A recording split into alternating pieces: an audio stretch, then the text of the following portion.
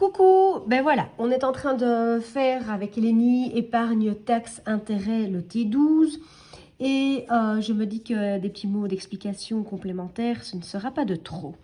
Donc, ici, on vous dit gère-ton blé, flouze, pognon, pépette, fric, thune. Vous avez bien compris que ce sont tous des synonymes du mot argent. Alors, on va lire ensemble la consigne. Anna voudrait s'acheter le VTT de ses rêves, mais il coûte 500 €. Alors, on sait que le VTT coûte 500 €, c'est une donnée importante, je la mets au fluo. Et elle ne possède que 300 € dans sa tirelire.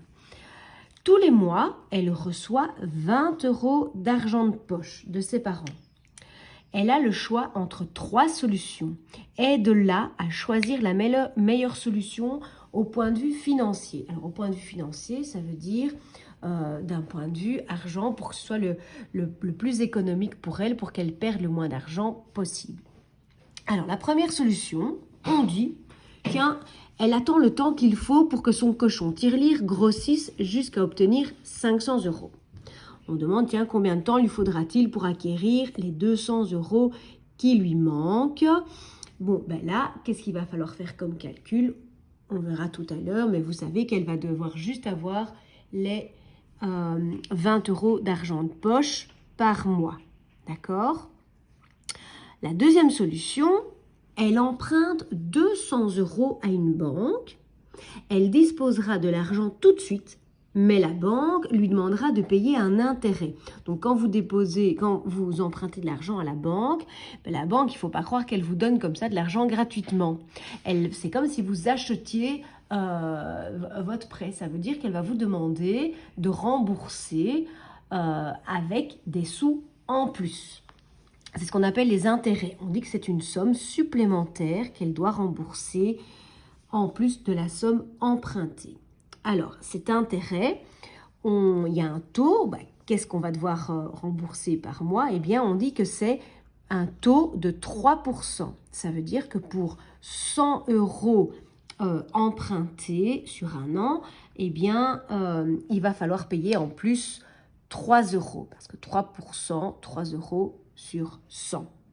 La troisième solution, on dit, elle épargne en confiant ses économies de 300 € à une banque. En confiant, ça veut dire en donnant. Ça n'a rien à voir avec la confiance, si vous voulez, mais c'est en donnant, en mettant sur un compte ses économies de 300 € à une banque qui va lui donner un intérêt. Donc là, la banque, si vous voulez, elle va remercier comment est-ce qu'elle s'appelle? Anna. Elle va remercier Anna de lui mettre 300 € sur un compte dans sa banque.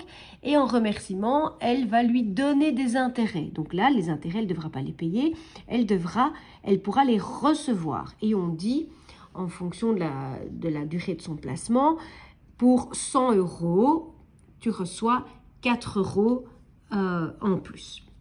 Alors après, il faut essayer de revoir le vocabulaire, c'est le plus important. Qu'est-ce que c'est que le capital? Eh bien, c'est ce montant dont on dispose, d'accord? C'est la somme d'argent qui va être soit déposée à la banque, soit empruntée. Le taux, vous avez vu qu'à chaque fois, quand on parlait du taux, on disait que c'est 4% ou 3%. Donc, le taux, c'est un pourcentage de la somme d'argent qui est déposée ou empruntée. L'intérêt, eh bien, c'est cette somme, c'est le résultat qu'on calcule par rapport au taux. C'est la somme que l'on va recevoir pour son argent déposé ou bien que l'on va devoir rembourser en plus de l'argent déposé. Voilà déjà la première partie, suite au prochain épisode.